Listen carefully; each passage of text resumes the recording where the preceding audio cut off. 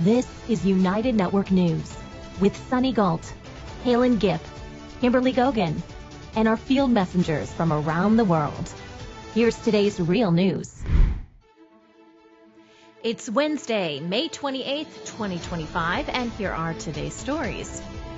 Supporters rally behind naturopath Dr. Robert Young at a San Diego courthouse today, calling his arrest an injustice. We'll speak with them and get exclusive insight from Dr. Young's team on the day of his sentencing.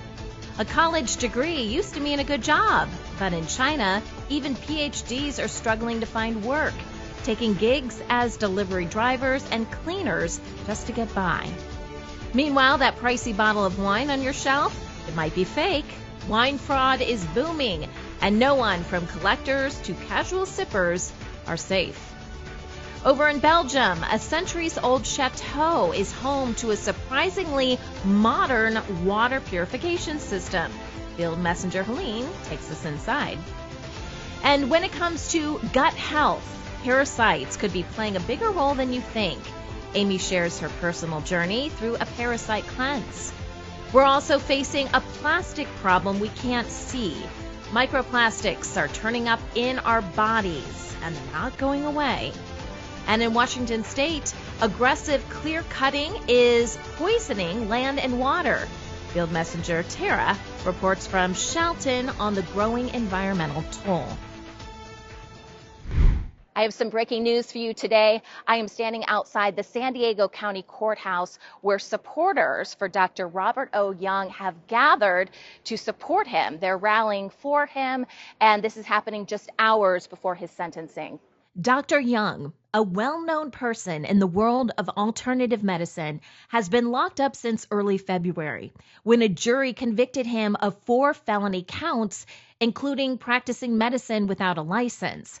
A charge his supporters adamantly claim is not only unfounded, but politically motivated. This morning, shortly before sentencing, a growing crowd gathered with signs, chants, and deep concerns about what they see as an attack on medical freedom.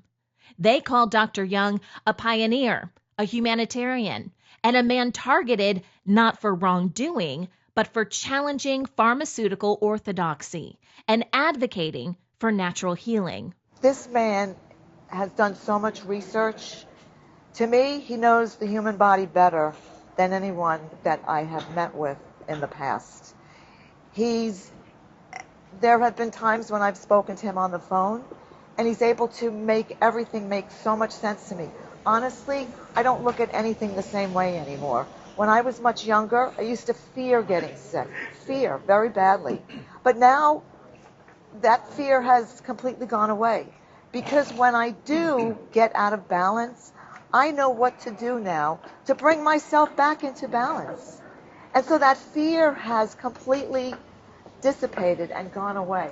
It's like once you see the truth and the light, you cannot go back anymore.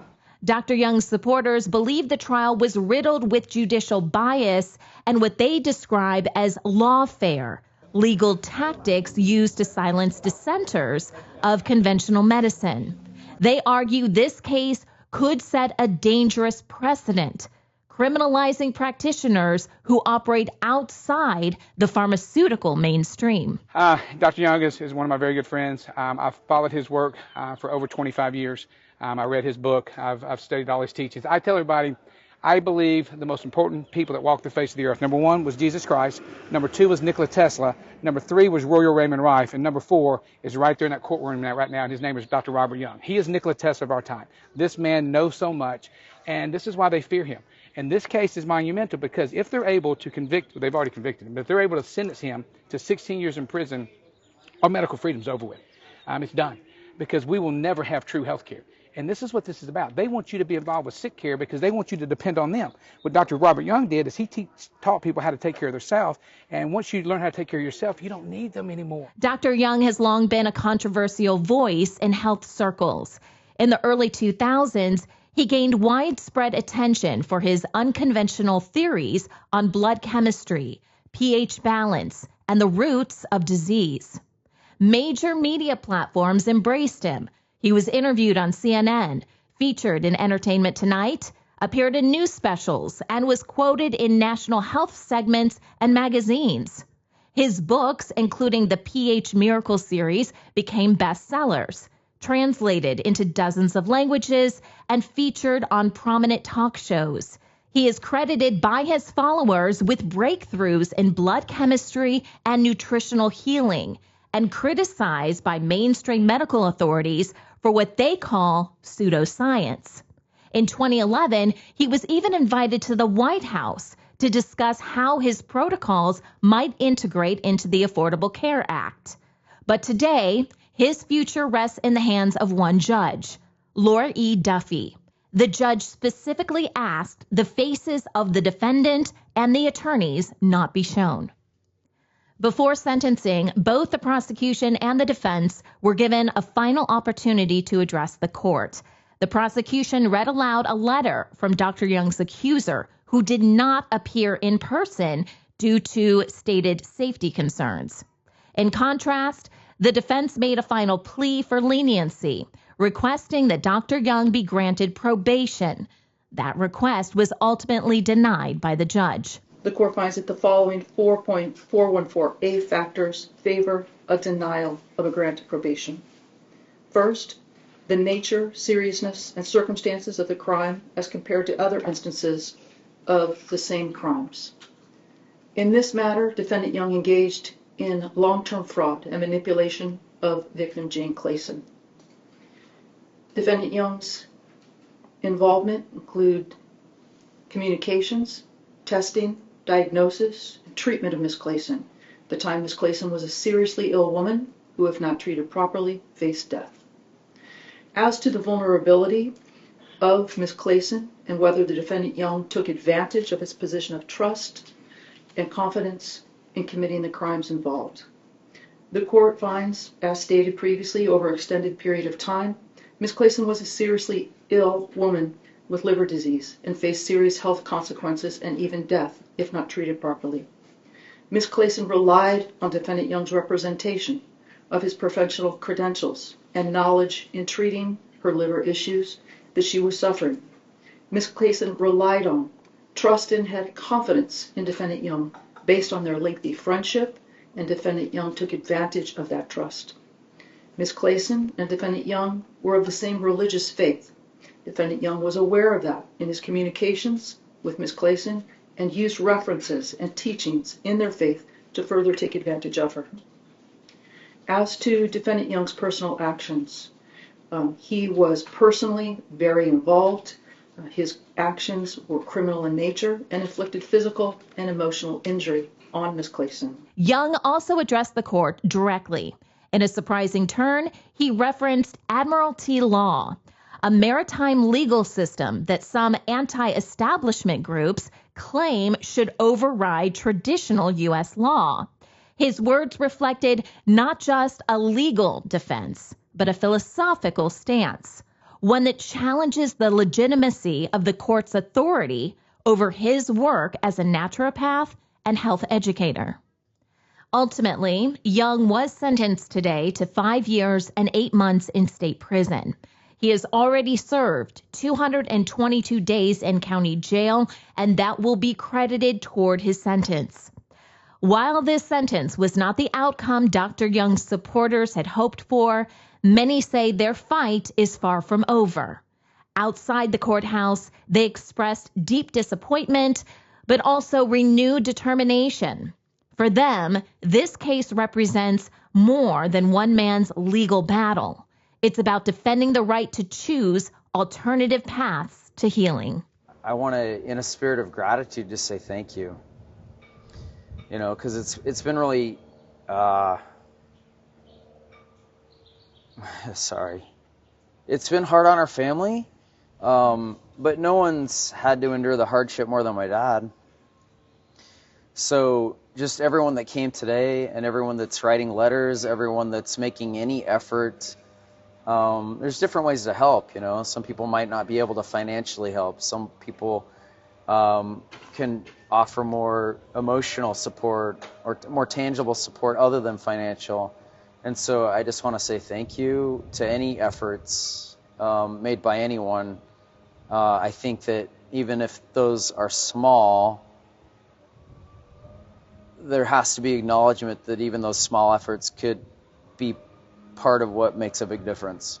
We are actively working to secure an exclusive interview with Dr. Young from inside jail to hear his perspective on the trial, the charges, and what lies ahead. We hope to bring you that story in full next week. China's economic struggles have created a tough job market for young people, even those with advanced degrees. It's becoming increasingly common to hear stories of highly educated graduates working as waiters, cleaners, or delivery drivers, jobs far below their qualifications, simply because there aren't enough suitable positions available. Youth unemployment has hit record highs, leaving many young professionals stuck in roles they never imagined, all while dealing with mounting pressure from their families and society. The situation has been made worse by an economic slowdown, driven by a lingering property crisis and weak demand, creating a perfect storm for millions of job seekers. With the private sector struggling and unemployment remaining high, more and more young Chinese are turning to the civil service exam, lured by the promise of lifetime job security and benefits like subsidized housing. China's economy continues to worsen and unemployment is becoming more serious. Statistics show that at least 15 million young people have turned to live streaming, but 98% of them struggle to even make ends meet. Due to the tough job market, many young people in China are unable to find work. As a result, they're pinning their hopes on the stability of government jobs, applying for civil servant positions that offer steady benefits. I graduated last year. After graduation, how many of your classmates have found a job? Many haven't found a job. The first thing we did after graduating was look for work, and some even applied for civil service exams or decided to pursue further studies. Now, because the economy is so bad, everyone is hoping for stable jobs. More and more people are competing for civil service positions, and some positions have thousands, even tens of thousands of applicants. In an article published on December 8th by Voice of America, it was reported that the 2025 Chinese civil service exam concluded on December 1st with record-high registration numbers. According to official data, this exam aimed to fill 39,700 positions, but a total of 3.416 million applicants registered, creating a competition ratio of 86-1. According to statistics, around 35 million students in China are enrolled in more than 11,000 vocational schools and universities, making up a huge part of the country's workforce. These graduates fill more than 70% of jobs in industries like manufacturing and services, showing just how crucial vocational education is. After completing China's 9-year compulsory education, about 40% of junior high students choose vocational schools, while the rest aim for senior high to compete for university spots. For those who don't pass the tough entrance exams, vocational colleges become an alternative path. Despite its importance, vocational education still struggles with low social status.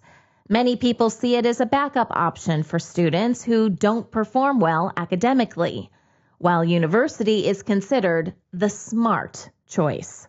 This stigma overlooks the growing demand for skilled workers in fields like manufacturing, IT, and healthcare. The leadership has taken a strong view on how to persuade people of the value in a high-tech age of technical education. Right. And so 5 years ago, I think it was 2019, the government of the People's Republic introduced the reform implementation plans. What were the key elements of this plan? What were they trying to achieve with it? Yeah, that was a massive plan at a time when most students were going on to senior secondary education. The access rate was moving to 50%. It certainly passed the stage of mass higher education. So the government, very astutely, I think, looked at their long-term plans for the funding of science and technology, high-level skills as well as middle-level skills, and made a decision, and the plan is to become the world leader in vocational education. Also, most vocational schools lack proper equipment and can't keep up with modern industry demands like robotics and advanced tools. As a result, students graduate with outdated skills, struggling to find good jobs. Employers, despite offering decent wages, face challenges hiring workers with the right skills. Decades ago, big enterprises ran vocational schools, training students to meet their needs. When financial struggles forced them to step back, governments took over. But this widened the gap between education and industry demands. China has been celebrating craftsmen as national heroes to highlight the importance of vocational education. As high-end industries grow, skilled workers are becoming just as valuable as top scientists. By improving vocational education, the hope is to boost its reputation and give students more confidence in their studies, careers, and future. It looks like a prized vintage, carries a prestigious label, and might even be tucked away in a collector's cellar. But not every bottle of wine is what it appears to be. Wine fraud is becoming an increasingly common problem, from counterfeit bottles to misleading labels, and it's affecting everyone from high-end collectors to everyday drinkers. As the demand for rare and premium wine grows, so does the creativity of those looking to cash in through deception. Wine fraud is a global issue, and it's more widespread than many people realize. With the wine industry generating billions of dollars a year, it's no surprise scammers see it as a lucrative opportunity. The European Union Intellectual Property Office claims as much as 20% of wine sold worldwide could be mislabeled or counterfeit in some way, especially when it comes to rare or expensive bottles. Some of the most notable cases have come from Asia, particularly China, where demand for prestigious European wines like Bordeaux and Burgundy exploded in recent years. One of the most infamous wine fraud cases involves Rudy Kurniawan, a collector living in the U.S. who operated a $1 billion wine scam where he faked high-end wines by refilling old bottles, forging labels, and blending cheap wines to mimic rare vintages. In 2006, a bottle of 1947 Chateau Lafite sold for $111,000 at a prestigious auction. It was praised for its rarity, its history, its taste. But there was just one problem. It was completely fake. And the man behind it wasn't a seasoned winemaker or a criminal mastermind. He was a 20-year-old immigrant with no formal wine training, no money, and nothing to lose. But Rudy wasn't just tasting wine. He was quietly manufacturing it. He bought empty bottles of rare vintages, filled them with mixtures of cheap California wine and European blends, and resealed them using melted wax. He forged labels using antique-style paper and faded printer ink.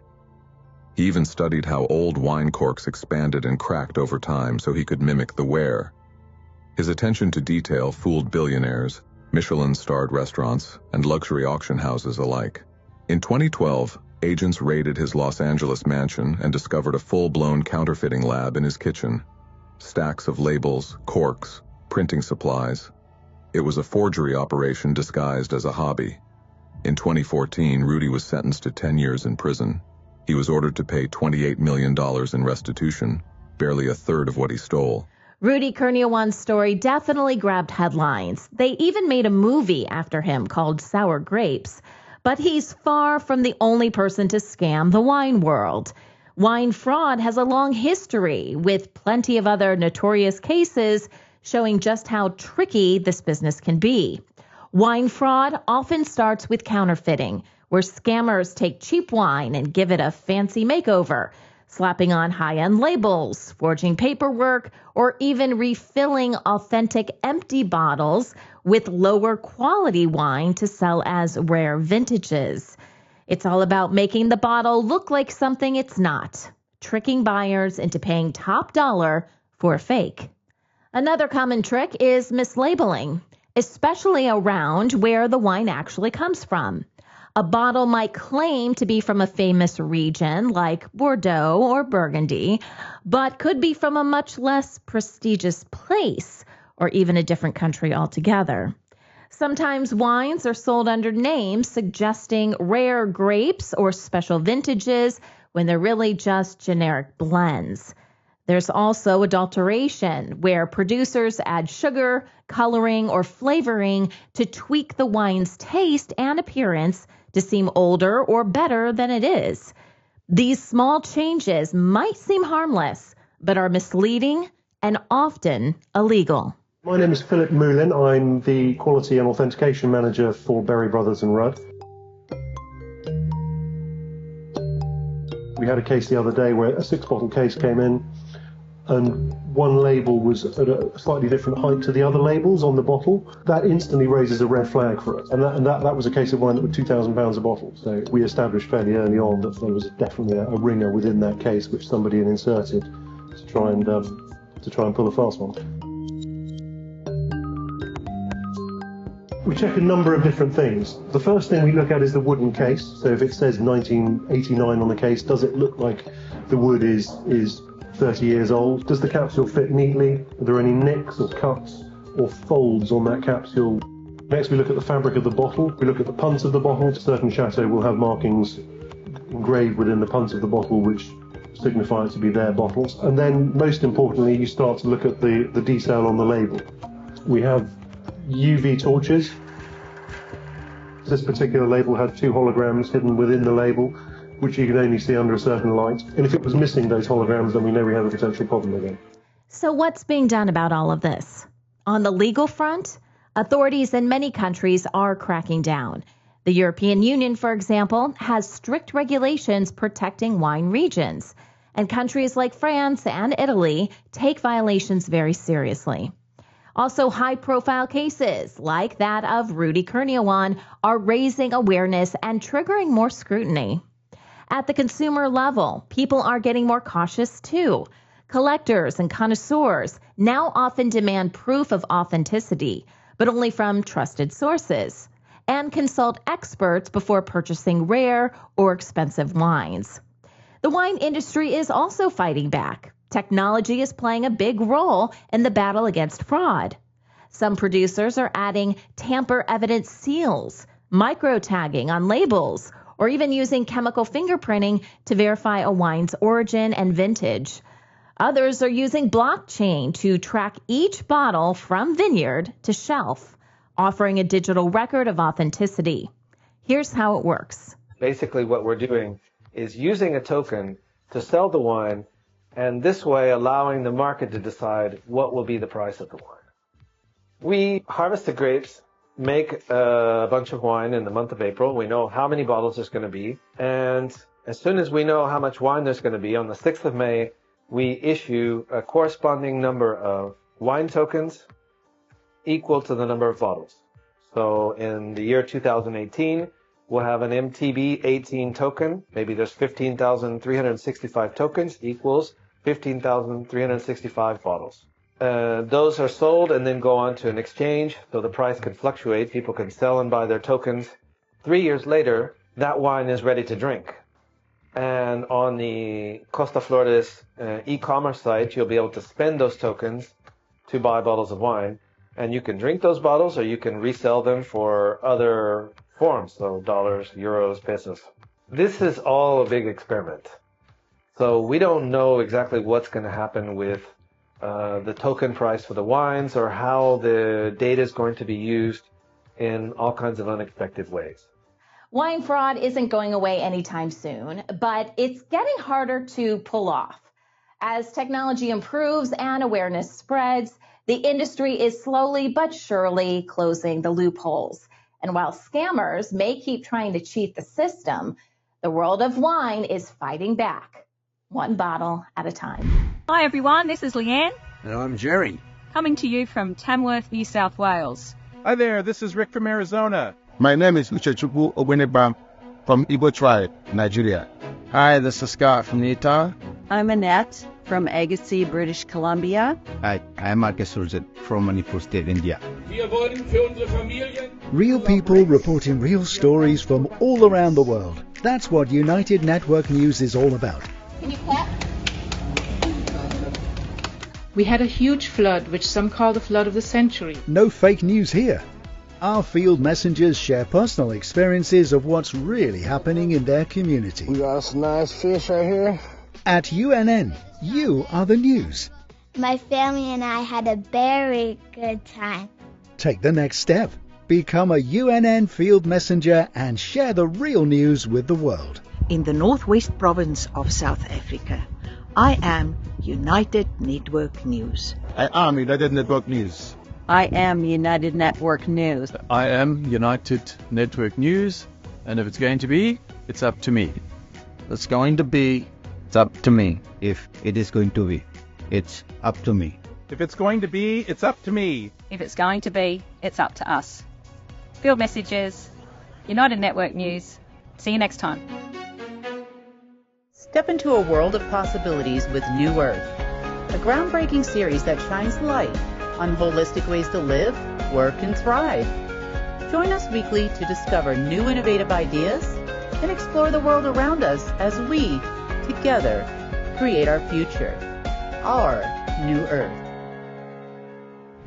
Today we visit Chateau Courtils in Belgium to learn about a special water purification system. UNN Field Messenger Helene gives us an insight into how this innovative process works. Hi, I'm Helene, Field Messenger for United Network News. Frank and Lily Colares, they have developed a revolutionary water purification system that makes the purest drinking water for the entire castle. This is actually where everything is, makes a difference. Because beyond this wall, we have 10 cubic meters storage capacity, and in this storage capacity, there is a very small pump. It uses almost approximately 30 watt per hour. Yeah? And this water will go through this one, and after that, this one. Vitalizers. Yes? And those two vitalizers, they make it possible that we lose all the chemicals. But remember, there's no filter in it. So no filter, and we lose all the chemicals. Now this is a big difference. And why? Well, most of the people and most of the systems actually we know, they take in water and they throw away the waste. It comes back in the environment. So nobody cleans something, actually. The pollution gets worse and worse and worse because nobody will clean it up. In this system, it's totally different. Here we take 100% of clean or really wastewater, we take it in, and we make 100% clean drinking water, and we have no waste. No waste, that means all the chemicals are gone. Matter actually doesn't exist. It's information, what's all about. And we know that about quantum physics, actually. We learned that. You know, many universities are really busy with studying this phenomenon. But this is nature. And when we understand nature, when we really understand it, then you can find such solutions. And the beautiful part about it is that it doesn't need maintenance. Yeah? It doesn't need power. It does it because nature wants to have it. It wants to do it. It does it from itself. This is Helene, reporting for United Network News. Thank you for watching. Parasites are more common than you may think. Taking care of your gut can make all the difference. UNN Field Messenger Amy shares her experience with cleansing from parasites. Hi, Field Messenger Amy reporting for UNN from Parsippany, New Jersey. And today I would like to talk to you about parasites or intestinal worms. Through the course of my studies, I had a section where we learned about these things, and there was a jar and they had like a lot of different kinds in there, and it just probably the one thing that still really grosses me out. So it's still a fact of life, and they're everywhere. They're in undercooked meat. They're on your vegetables. Your pets can bring them in. So let's see what I do to deal with that. Some of the symptoms you might have if you're feeling like you have a parasite, I mean, they always say diarrhea, but that's not really what I get. But if you are craving sugar, there's a good chance that you could have a parasite. Or if you're getting bags under your eyes, which, I was getting bags under my eyes. So this is a parasite that I passed many years ago after my cleanse. And when the parasites are inside you, they kind of make a nest and where they kind of hang out.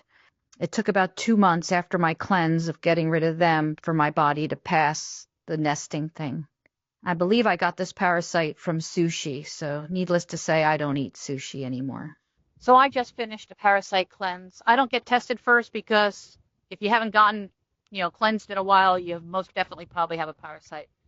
So I use this. It's called Total Para. It's by NutriWest. There's 60 tablets in here, and I get it off of Amazon. I go to a holistic chiropractor to test me for this to see how many that I will require. I take this for about 10 days, and the first couple of days, my stomach gets kind of crampy, and it doesn't feel so good, and I just believe that that's the parasite's dying off. So don't give up if you start taking this and feel crampy, because after a day or two, I feel fine. To maintain my gut health, I use oregano oil.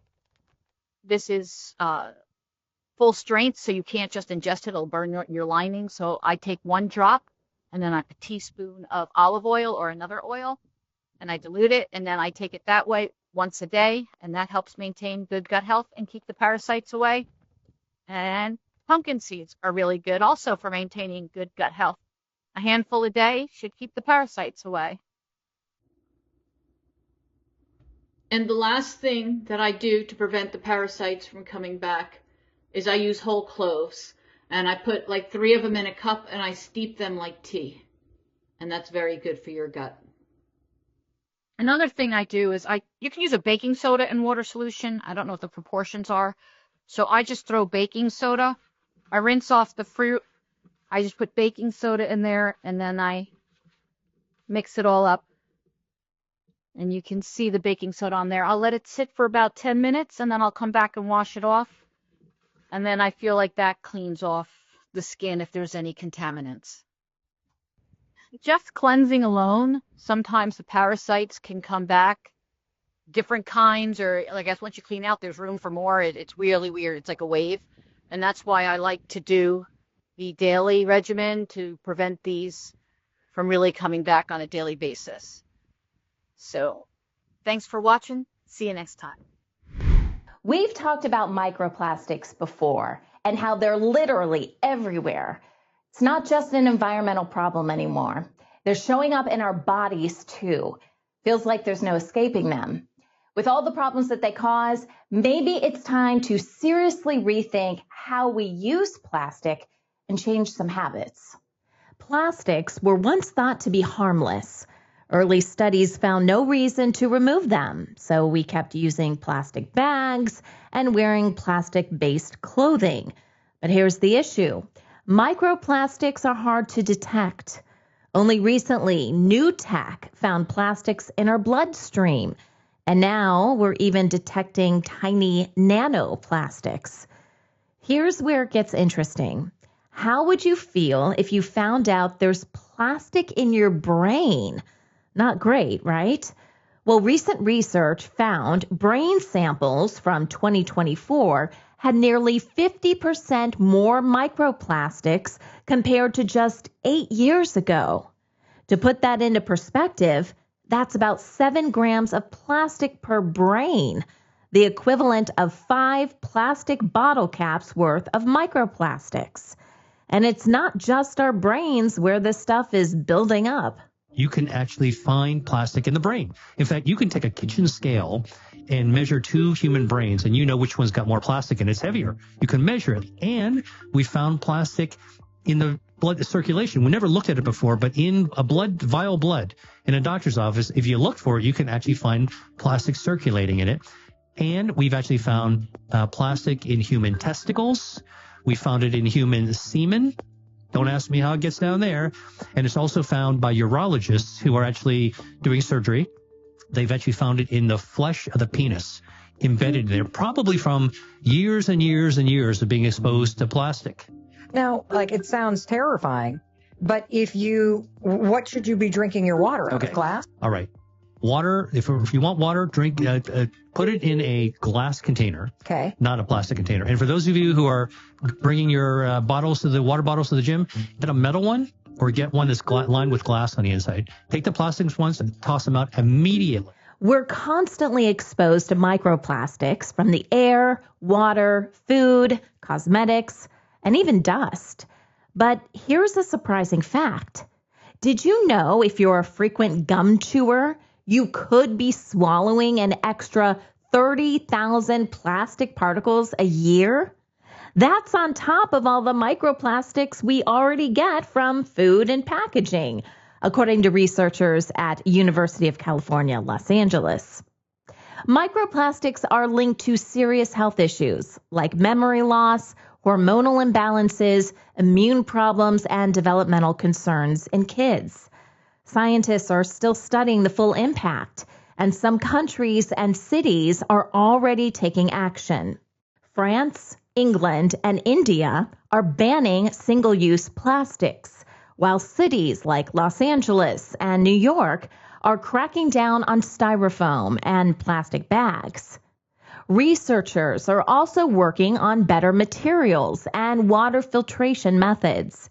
In the meantime, small changes in your daily habits can help reduce your plastic exposure. What's the 80-20 on avoiding plastics in consumption? There's imperfect avoidance, right? You're not going to avoid it 100%. But I think I would say the top things to consider and try to implement in your life would be, one, get a high quality reverse osmosis filter, whether it's countertop or whole house system. That's first and foremost. Number two, avoid drinking as much as possible out of plastic bottles. Also cans are lined with plastic lining as well. Number three, avoid heating plastic. So really, like the to-go coffee mugs is a big one. Bring your own, mug like this here, Yeti. And then I did mention canned soup is really bad because it's in a can that's lined with BPA, and the soup goes in hot.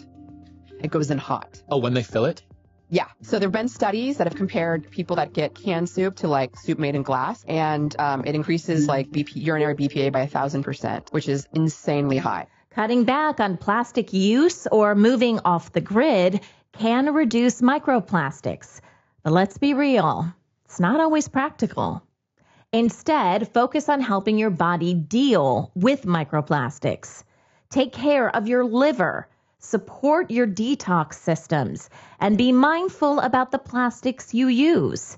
Here are some tips to help your body handle these environmental microplastics. There is a type of lymphatic system in our brain. It's like a dishwasher. It helps clean up stuff. That system really occurs when you're getting a really good amount of deep sleep. High quality deep sleep is going to be necessary to help get rid of the plastics in your brain. Another way we can get rid of plastics is by inducing something called autophagy, where you're cleaning up some of this toxicity. The best way to induce autophagy is through fasting. You need to fast for at least 18 hours to get into some significant amount of autophagy. The thing with plastics and forever chemicals is it creates a lot of oxidative stress, which you can counter if you have strong antioxidant systems in the body. Consuming foods high in sulfur, that would be garlic, onions, cruciferous vegetables. There's other natural remedies called NAC, milk thistle, tudka, are all great remedies. Microplastics aren't just some far-off issue. They're already affecting us and the world around us. They're polluting our soil, water, and ecosystems, hurting wildlife, and even the food we eat. It's a big problem, but small changes can make a big difference. And it all starts with rethinking how we use plastic every day.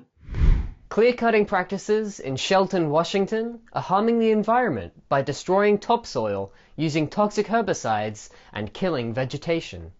UNN Field Messenger Tara shares more about the situation.